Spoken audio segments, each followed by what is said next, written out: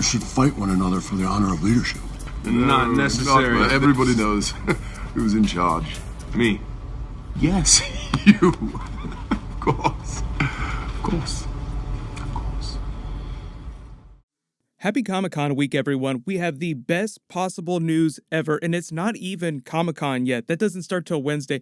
Marvel just confirmed that they've already started work on Thor 4. Given that they're starting development of the movie after the X-Men deal and Fantastic Four deal is done, they can do as much Silver Surfer as they want in this. So post all your best jokes about Marvel's remake of Point Break in the comments. Damn you, Stark. Point Break. Welcome, Point Break. We all wondered if they were going to make it. Chris Hemsworth had made some comments. There was a clip of him talking about it recently, so I'll play that in a second, but this is the greatest possible way to start Comic-Con week. I'll be doing videos for everything all week long, so if you're brand new to the channel, be sure to subscribe to get everything. We've still got IMAX ticket giveaway stuff going on. I'll name a new winner at the end of this. So this is the clip of Chris Hemsworth talking about Thor 4 right before Avengers Endgame came out, just saying, yes, I'm totally gonna come back for Thor 4. Obviously, if you're killed, it'll be your last, but you don't know if you're killed or not. But if you're not, do you think you'll do another one? Look, as far as this is sort of Marvel's Phase 3 wrapping up, a culmination of all this journey, whether or not they go off and then shoot other things, or do prequels or sequels or whatever they can do. I mean, Loki, my brother's come back 9 times. Every time he dies, he seems to just keep appearing. So who knows what's in store for anyone. Me personally, it's the best fun I've ever had, and I'd be happy to do more if they wanted me, but... yeah, well, then I think they will. More than happy. So they'd established early on that Chris Hemsworth really liked the way that they changed the Thor character with Thor Ragnarok. He loved working with Taika Waititi. He was a great director on film. If you watch the behind the scenes for that film, they have a lot of fun making that. Taika had said previously that he would love to come back and do more Marvel films. When James Gunn left Guardians of the Galaxy 3 last year, a lot of people were like, Taika would be the perfect person to come take over for him, but then they rehired James Gunn. So it seemed like Taika was just going to ride the bench of Marvel directors until they got around to finding another project for him, because who knew when Thor 4 was going to happen?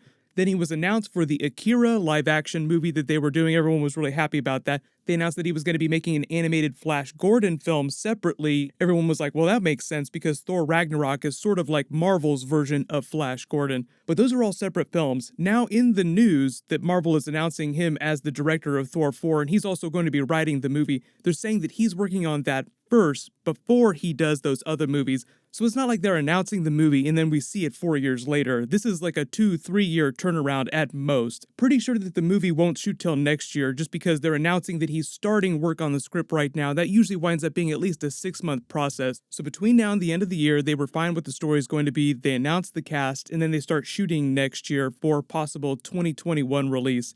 Usually it takes them about a year to get a movie out after they actually start shooting it. So in terms of Marvel Phase 4 scheduling timeline, this would be happening sometime after Black Panther 2, because I believe the plan is to release Black Panther 2 February 2021. Thor 4 would probably wind up being another November movie. For some reason, they really like releasing Thor movies at the end of the year. No complaining, I'm totally happy wherever they want to release it. Also in this news release where they're confirming what's going on with Thor 4, they also confirm Asgardians of the Galaxy action during Guardians of the Galaxy Volume 3. There's the teaser from the end of Avengers Endgame that implies that that was going to happen. We all kind of speculated. James Gunn recently came out and said something about it. I just did a video about that a couple of days ago where he's like, no, I'm not going to call Guardians of the Galaxy 3 as Guardians of the Galaxy, because before they confirmed Thor 4, everybody just assumed that this would be the big movie that Chris Hemsworth would come back for when he said he wanted to keep playing Thor in the Marvel Cinematic Universe.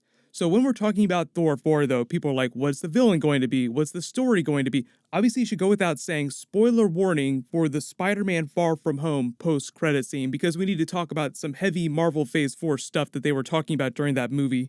So at the end of Spider-Man Far From Home, Nick Fury is on the Sword space station from the comics, implying that Marvel Phase 4 is going to be way more cosmic in nature. Now it makes more sense that they're leading off with Thor 4 because he's such a cosmic character. Now that scene of him at the end of Avengers Endgame with Valkyrie makes a lot more sense. Like, why wouldn't he be King Thor? Well, because they're moving things into outer space and New Asgard is going to stay on planet Earth for now.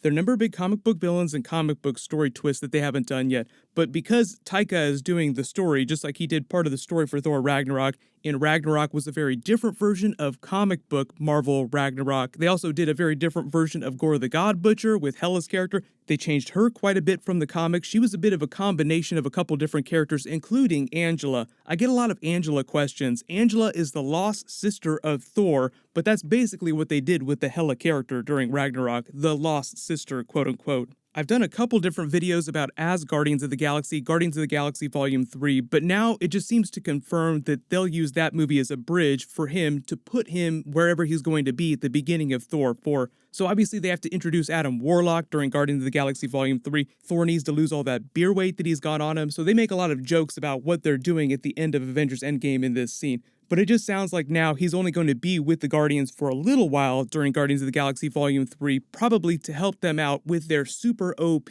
quote-unquote, antagonist, Adam Warlock, until they can turn him to the light side of the Force, because biggest Adam Warlock twist in the comics is that you have the Magus, but you also have Adam Warlock, the good part of him. Based on the Guardians of the Galaxy Volume 3 post-credit scene, it implies that the Sovereign are going to hatch him as a villain to take down and destroy the Guardians, but a little bit of speculation, if they're going to cycle the Guardians roster, Adam Warlock was a member of the Guardians of the Galaxy during Annihilation Conquest. Wouldn't it be cool if they cycled the roster and put Adam Warlock on the team for future Marvel Phase 4 appearances?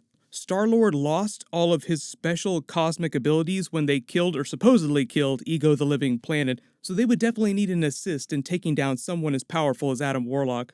I've also done a couple videos speculating on Beta Ray Bill appearing in the Thor movies. I figured that they would try to introduce him in Guardians of the Galaxy Volume 3, but now that they've announced Thor 4, they might save Beta Ray Bill for that movie.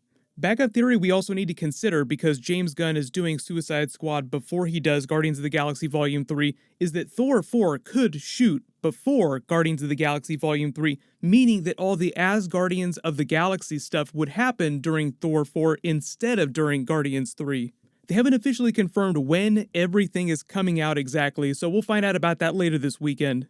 But I made a whole bunch of Silver Surfer Point Break jokes at the beginning of this video. They could totally introduce Silver Surfer in a Thor movie. They had a bunch of crossovers when they first debuted Silver Surfer in the comics, just because Thor has always been a really big cosmic character in the comics as well as the Marvel movies. So if you want to introduce some of those other Fox characters, like you introduced Spider-Man during Captain America Civil War, introduce them in someone else's film before they go off to their solo film, Silver Surfer would be a great character to start off with, and you could use that as a slow path to Galactus. Thor versus Silver Surfer and then Thor versus Galactus would be awesome and hilarious at the same time. Your herald summons you. Another world awaits. Let it be done quickly. Fun fact too, the voice of Silver Surfer previously was done by Lawrence Fishburne, Morpheus himself, who in the Marvel Cinematic Universe is playing Giant Man, so bringing things full circle again, more Fantastic Four people coming into the MCU as different characters, just like Chris Evans, Human Torch, becoming Captain America, and Michael B. Jordan, Human Torch, becoming Killmonger. There's so many alumni from previous Fox Marvel movies in the MCU now. Maybe they can have some fun with that with the multiverse in a Secret Wars Avengers movie at some point.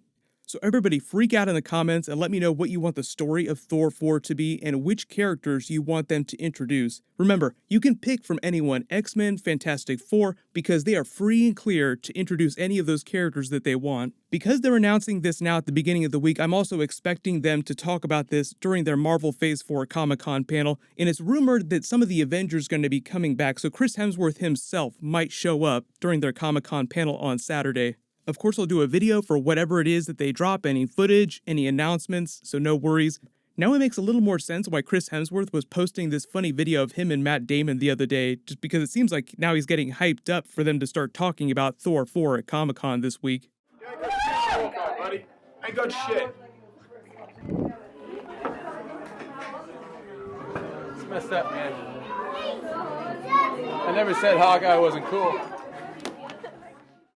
Congratulations, Kelby Rock, you're the giveaway winner from my last big Marvel video, and congratulations because it seems like you might get your wish. Email me on the About page of my channel so I can get your contact details.